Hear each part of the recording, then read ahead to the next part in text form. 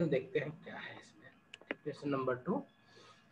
तो पैराबोला की definition number 2 हम जानना चाह रहे हैं। इसकी डेफिनेशन उस टर्म में जानना चाह रहे हैं जो कि हमने अभी तक सारे कर्व के लिए देखा था। और क्या देखा था हमने? फोकस से किसी पॉइंट का डिस्टेंस जो कि कर्व पे है और उसके परपेंडिकुलर का, यानी डायरेक्ट्रिक्स पे जो परपेंडिकुलर डाला था उसके रेशियो के टर्म में। तो ईपीएम वाला जो रेशियो था, ईपीएम वाला देखा था हमने, ठीक है। यस। तो चाहे तो इसको लिख सकते हैं, ठीक है। तो hyperbola is the locus of a point which moves in a plane. मैं लिख हाँ, लेती हूँ। लिख लेते हैं। तो hyperbola is hyperbola hyperbola is the locus of a point. यहाँ पे फिगर में पी है आपके पास में, locus of a point which moves in a plane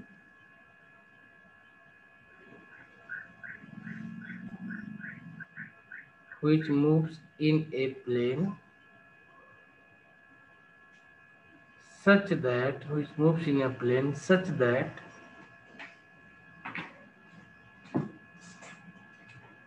ratio of its distance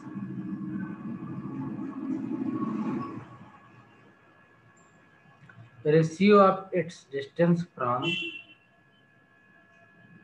a fixed point। Fixed point क्या होता है? फोकस होता है यहाँ पे इस केस में, ठीक है। फ्रॉम ए फिक्स्ड पॉइंट लिख सकते हैं चाहे तो, that is focus,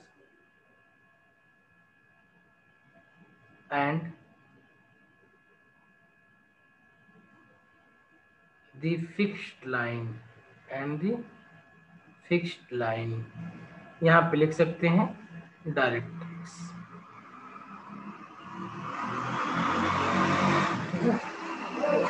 is constant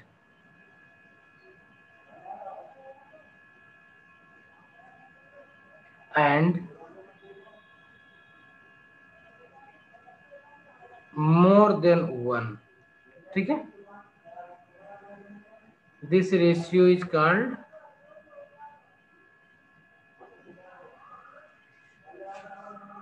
eccentricity। This ratio is called eccentricity and is denoted by, ठीक है। From diagram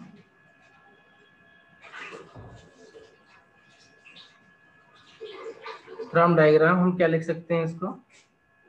PF2 equal to EPM, है ना। PF2 इक्वल टू EPM, ठीक है। अच्छा, अब आपका जो PF2 है इसको हम क्या बोलते हैं? फोकल लेंथ और focal radius of point P बोलते हैं, ठीक है। PF2 ही लेंगे, P'F2 लेंगे? ना ना, हम P के लिए बात कर रहे हैं। किसके लिए? जब P डैश की बात करेंगे तो P'F2 P'(M' लेंगे फिर, ठीक है। यस। जैसे बहुत सारे पॉइंट्स हो जाएंगे, इससे इसके परपेंडिकुलर डिस्टेंस और इसकी यहाँ फोकस से डिस्टेंस हमेशा क्या होगा? ये कांस्टेंट कांस्टेंट होगा, होगा। ठीक है। यस। ओके, नाउ इसमें इंपॉर्टेंट पॉइंट क्या है? इंपॉर्टेंट पॉइंट इसका ये है कि जो इसका वर्टेक्स होता है, जैसे पिछले केस में भी हमने देखा था, क्या देखा था कि जो वर्टेक्स होता था वो आपके इन पॉइंट्स को डिवाइड करता था, ठीक है। यस। तो नोट कर लो यहीं पे, A and A' A vertex है, क्या है? A and A' divide F2Z, ठीक है। क्या है? F2Z डिस्टेंस बिटवीन डायरेक्ट्रिक्स मतलब एंड F2, ठीक है। A and A' divide F2Z in the ratio क्या होता था, E/1, ठीक है, इंटरनली एंड एक्सटर्नली रिस्पेक्टिवली।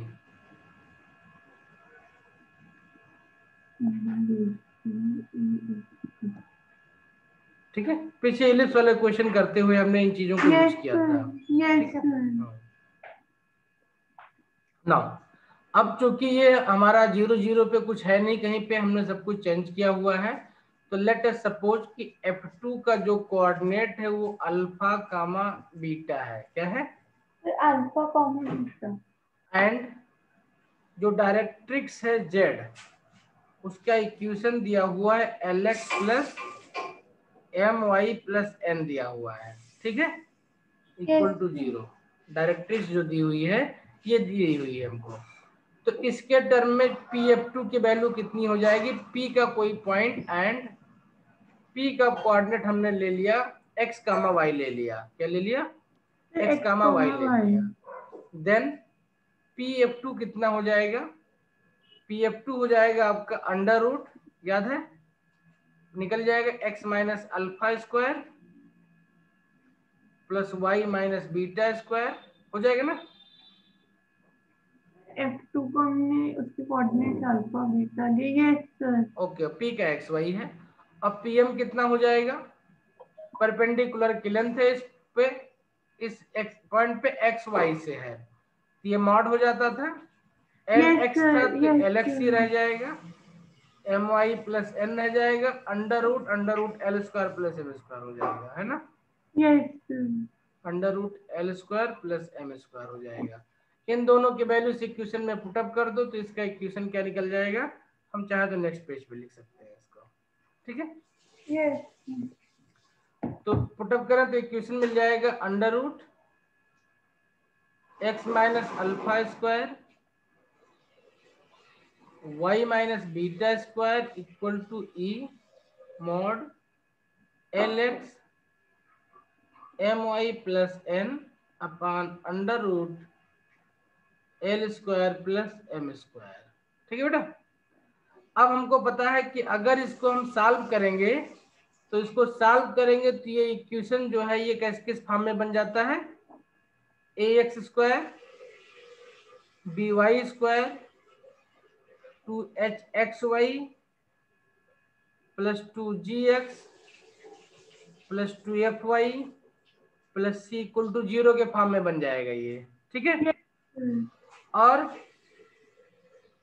इसमें हुआ डेल्टा इक्वल टू क्या हो जाएगा, ये 0 होना चाहिए, ये होता था a, ठीक है, b and c diagonal element a b c लिख देते थे हम, अब बाकी इसको फिलअप करते थे बीच में इसको। ठीक है, एच जी से, ठीक है, यहाँ पे h हो जाता था, यहाँ पे g हो जाता था, यहाँ पे भी h हो जाता था, यहाँ पे g हो जाता था, और बचा जो एलिमेंट है वो f होता था, f यहाँ फिलअप कर देते थे। इक्वल टू क्या हो जाता था, ये 0 हो जाता था, एंड दूसरी कंडीशन क्या होनी चाहिए थी, x square greater than a b. ठीक है, ओके, क्लियर, ये बात समझ में आ गई। Yes sir. ओके, अब एक बार जरा पीछे चलते हैं, डायग्राम को फिर से देखते हैं। ये जो लेटेस्ट रेक्टम दिया है P डैश Q डैश दिया है ना। Yes sir. है ना, तो P डैश Q डैश को अगर ध्यान से देखें तो क्या है, ये 2 times of P dash F2 है ना।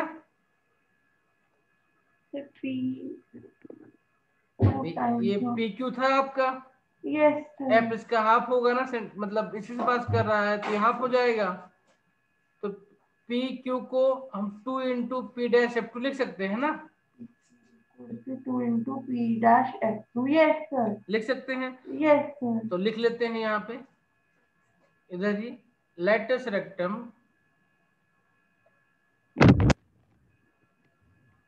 Rectum PQ will be 2 into P dash F2 हो जाएगा ना, क्लियर। Yes sir. इसको लिख सकते हैं F2 P dash F two को क्या लिख सकते हैं, e into p dash m dash लिख सकते हैं, into p dash m dash, yes p dash m dash लिख सकते हैं। अब चाहे तो इसी को हम लैंग्वेज में लिख सकते हैं, ठीक है। देखो ध्यान से, इसको 2e बाहर कर दिया हमने, और पी डैश एम डैश को डायग्राम में देखो, तो p dash m dash parallel line है किसके साथ में, इसके पैरेलल है ना, ये PM, परपेंडिकुलर है ना ये दोनों। तो F2Z, अगर मैं इस पॉइंट को Z यहां बोल दूं इसको समझने के लिए, यस तो P डैश M डैश को क्या लिख सकते हैं, F2Z लिख सकते हैं, लिख सकते हैं यस सर। F2Z। अगर पैरेलल देखे तो sir p dash m dash तो पीएम के भी पैरेलल ही होगा। PM की भी पैरेलल है ये, लेकिन लेंथ इक्वल नहीं होगी, लेंथ तो इसकी इसी इक्वल होगी ना ये। एफ टू जेड की बिल्कुल, ये तीनों लाइन पैरेलल, देखो ये तीनों लाइन इस पे परपेंडिकुलर है यस ना, सर यस तो सर तीनों लाइन पैरेलल है, लेकिन इसकी लेंथ चूंकि यहाँ पे देखो ये भी परपेंडिकुलर हो जाएगा, है ना यस ये, सर तो इसकी लेंथ इक्वल टू इसकी लेंथ हो जाएगी।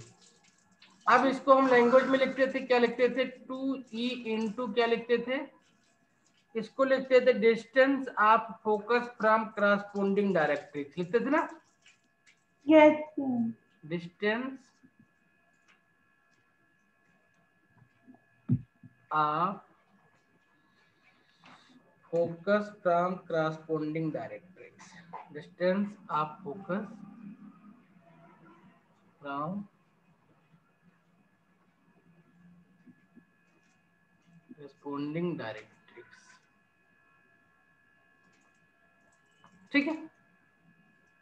यस ओके, चलिए इसमें एक छोटा सा नोट लिखना है, उसको नोट कर लेते हैं, फिर आगे बढ़ते हैं। नोट क्या है कि if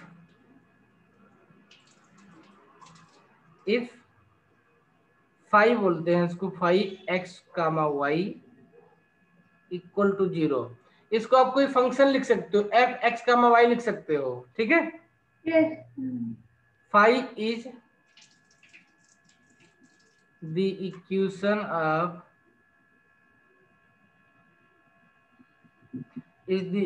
of hyperbola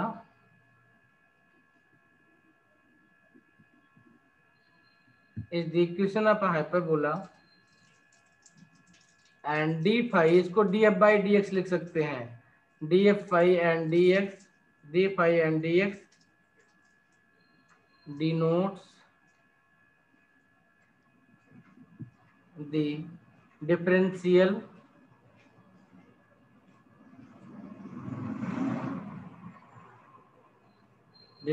the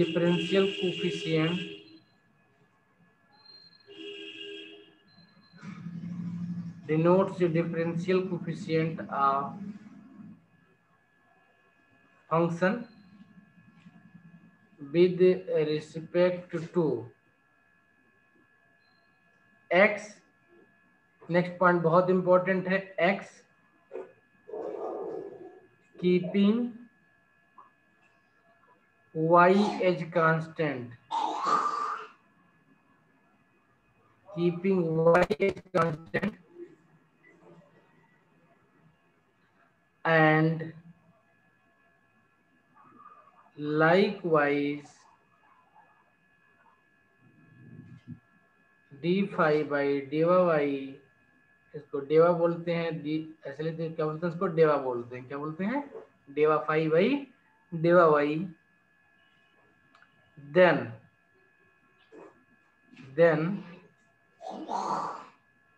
center C is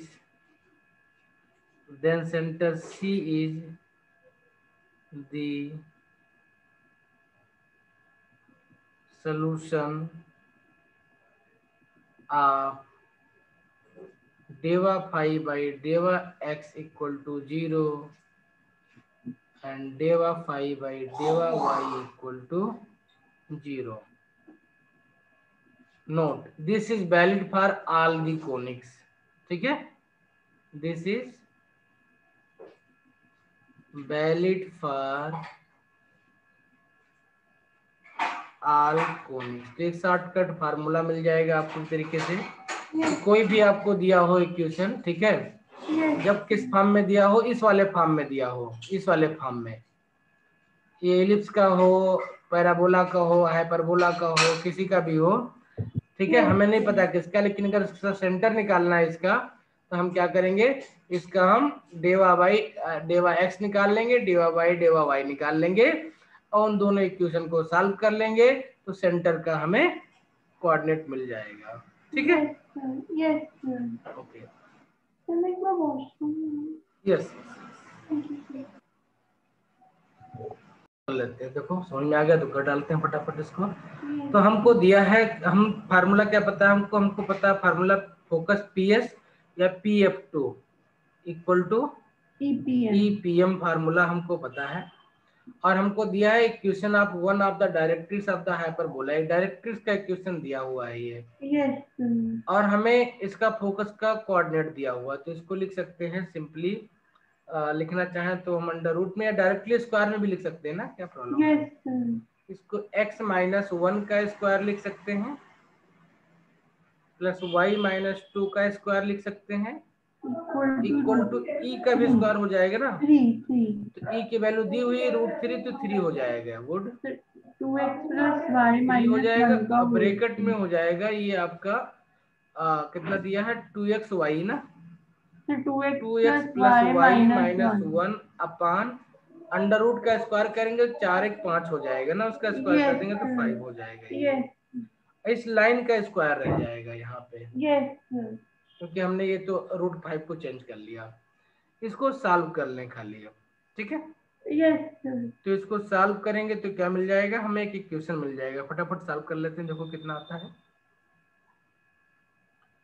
solve करेंगे तो यहाँ 5 आ जाएगा, हाँ कर लो, ये आपका एक्स स्क्वायर बन जाएगा, ये आपका वाई स्क्वायर बन जाएगा, ये -2x बन जाएगा, -2y बन जाएगा, प्लस 2 2 4 1 5 हो जाएगा, इक्वल टू यहाँ पे 3 है, इसको भी बाहर आने दो, इसका स्क्वायर कर दो, स्क्वायर करके सॉल्व करेंगे तो ये 4x स्क्वायर बन जाएगा, प्लस वाई स्क्वायर बन जाएगा, प्लस 2 था तो 2 × 2 4 हो जाएगा, 4xy हो जाएगा, -2 × 2 × c यानी कि x हो जाएगा, एंड BC तो आपका कितना है y, तो -2y हो जाएगा, और 1 का स्क्वायर 1 रह जाएगा, ये a square b square c square 2ab 2bc and 2ca, ठीक है, तो मैं सॉल्व कर दूंगी। हाँ कर लो,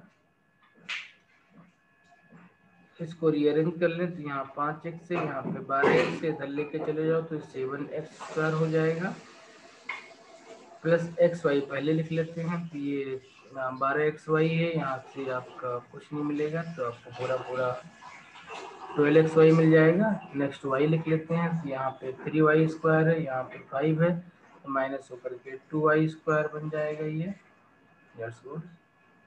प्लस y कितना है, तो ये आपका 14y हो जाएगा, एंड माइनस कितना बचेगा 25 है, यहाँ पे 3 है, ये आपका 22 = 0 हो जाएगा, ठीक है।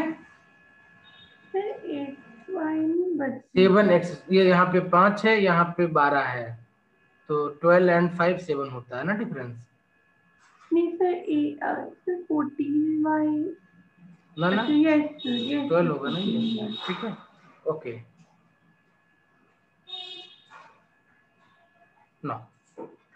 तो अब ये चीज हमको दे दिया गया है, अब क्या करते हैं, डायग्राम में थोड़ा थोड़ा छोटा छोटा करके निकालते चलते हैं। यहाँ पे तो पहला होगा वो तो नेगेटिव नहीं होना चाहिए क्या बेटा, सर माइनस नहीं होना चाहिए जो 12x है, 12xy माइनस, हम सारा कुछ इधर ले जा रहे हैं ना, ये 12xy हुआ ना यहाँ पे, यस सर, ये प्लस ही रहेगा, माइनस क्यों होगा बेटा, यस सर, ठीक है।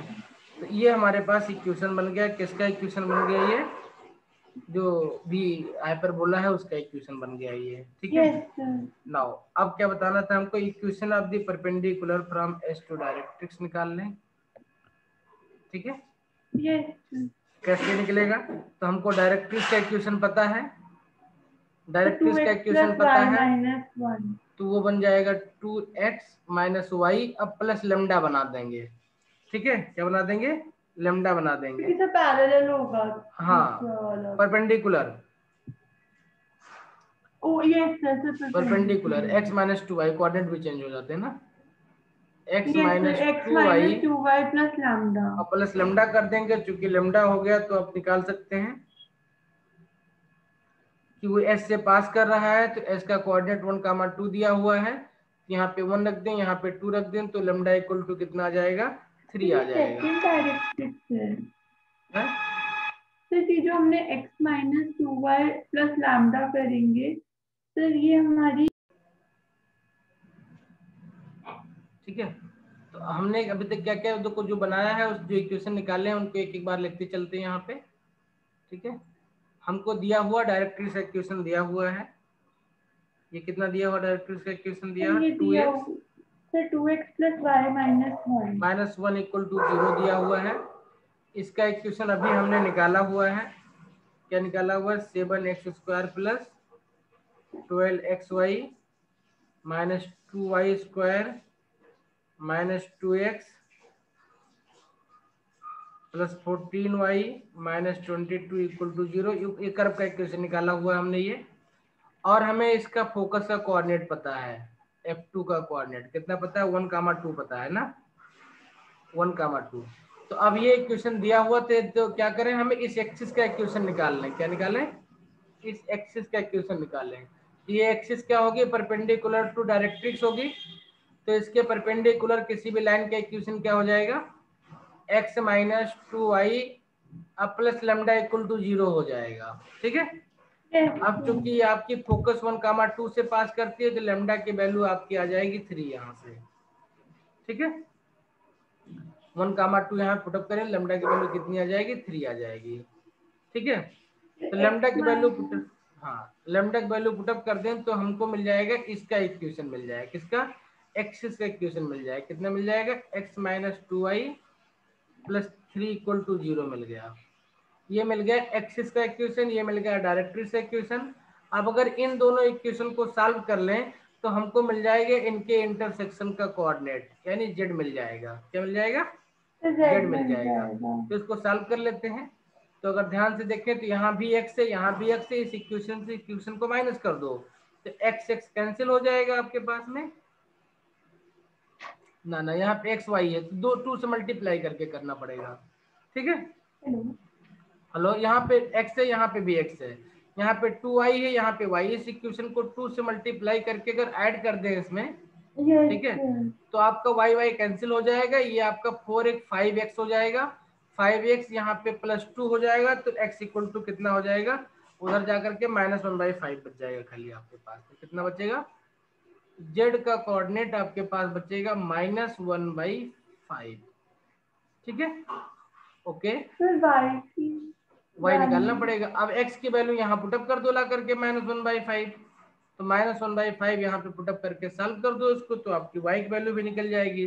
तो कर दो 5 5 उधर ले जाओ, तो ये 5 5 10 हो जाएगा, -1 था यहाँ पे, अब 5 3 15 14 हो जाएगा आपके पास में, 7 और वो हो जाएगा 10, 14/10 हो जाएगा, तो सिंपली 7/5 हो जाएगा। कितना आ जाएगा ये? 7/5, 7/5। तो z का तो मेरा 7/5 आ रहा है, तो x जो है वो -2/5 नहीं आएगा। x की वैल्यू कितना आएगा? -1/5 आएगा। देखो इसको 2 से मल्टीप्लाई करोगे जब, इसको 2 से मल्टीप्लाई करोगे जब, तो ये 4x हो जाएगा, ये 2y माइनस 2 इक्वल टू 0 हो जाएगा। ठीक है, ठीक है। अब देखो मुझे f पता चल गया, मुझे z पता चल गया। ठीक है, ओके, ओके। और हमको पता है कि जो a और a डैश है वो क्या करते हैं, एफ जेड को इंटरनली और एक्सटर्नली E/1 में डिवाइड करते हैं।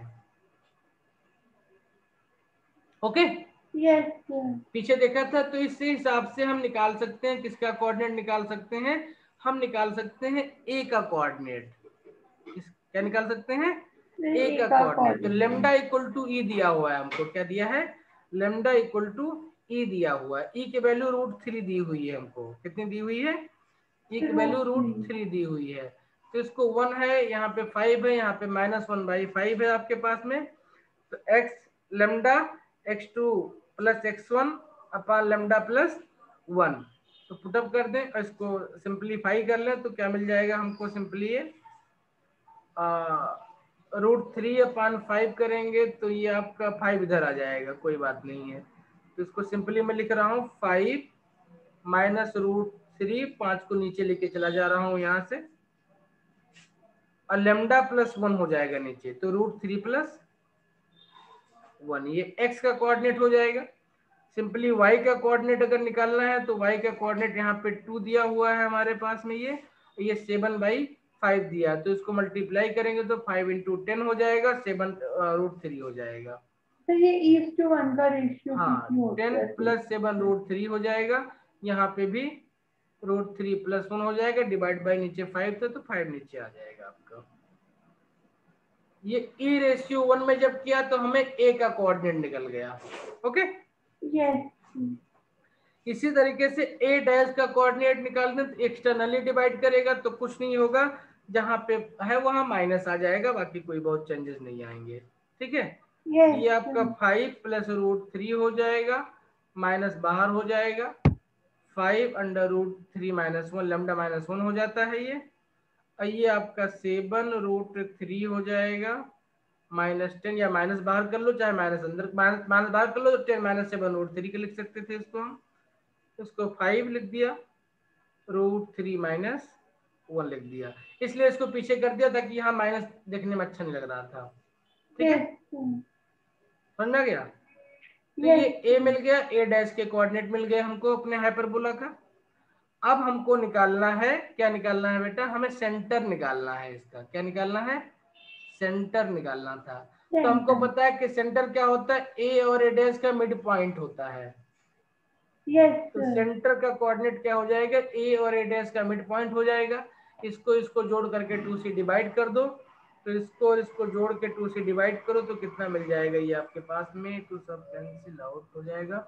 √3 और +1 को सॉल्व करेंगे, 3 - 1 और प्लस, तो 3 1 4 हो जाएगा ऊपर, और बटा 5 नीचे बचेगा, खाली कुछ नहीं बचेगा, सिर्फ सिंपल बचेगा ये -4/5। आप सॉल्व करके देखो इसको, यहाँ पे 10 है, यहाँ पे √3 1 है, तो 1 यहाँ पे आपका सिंपली 11 आ जाएगा, 11/10 आ जाएगा सी की वैल्यू।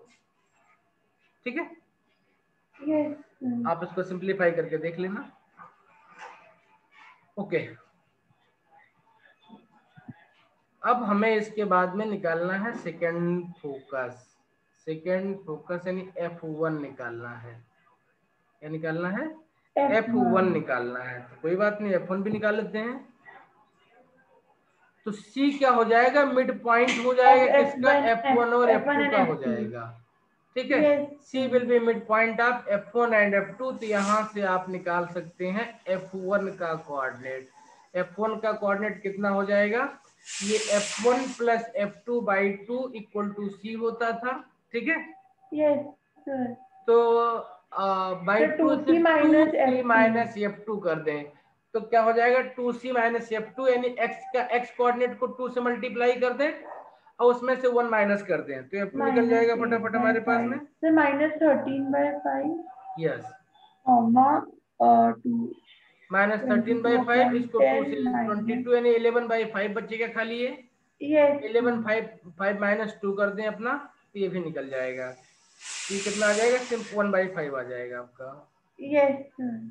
ये आपका F1 का कोऑर्डिनेट हो गया, यही निकालना था हमको। ठीक है, इजी क्वेश्चन था, लेकिन सारी चीजें इसमें आपका यूटिलाइज हो गई जो भी आज हमने पढ़ा हुआ था कॉन्सेप्ट में। ठीक है बेटा।